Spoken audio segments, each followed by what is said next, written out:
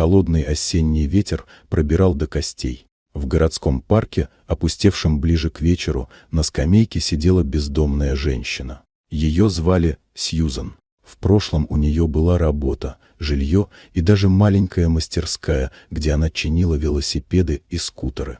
Но череда несчастий разрушила ее жизнь, теперь у нее осталась лишь тележка с вещами и несколько воспоминаний, согревающих душу. Пока Сьюзан грелась под слоем старого пальто, неподалеку упал ребенок. Мальчик по виду лет 8 рыдал над сломанным велосипедом. Он пытался поднять его, поправить цепь, но руки дрожали, колено было сбито, а сердце напугано. Сьюзан встала и подошла. Она не задумывалась, просто действовала.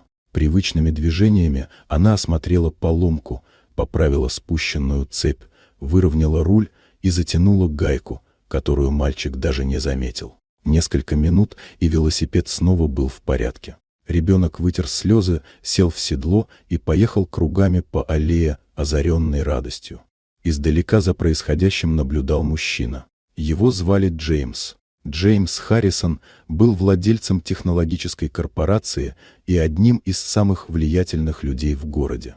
Он шел навстречу сыну, но остановился, когда увидел, как бездомная женщина помогает его ребенку. Он не вмешался, просто смотрел.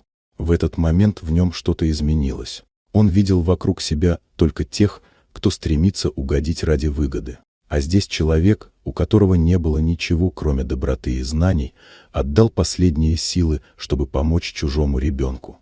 Позже, когда Сьюзан уже вернулась к своей тележке, Джеймс подошел к ней. Он не предложил милостыню. Он предложил шанс. Через несколько недель Сьюзан работала в мастерской благотворительного фонда, который Джеймс открыл в ее честь. Она занималась тем, что умела и любила, ремонтировала велосипеды для детей из малоимущих семей. Сын Джеймса, которого звали Алекс, часто приходил туда после школы. Он не забывал, с чего все началось. Так одна простая, бескорыстная помощь изменила не только одну жизнь, но и сердца тех, кто давно забыл, как это быть человеком. Вот такая удивительная история. Дорогие друзья, если вам понравилось видео, поставьте лайк, а также подписывайтесь на канал, впереди еще много интересного.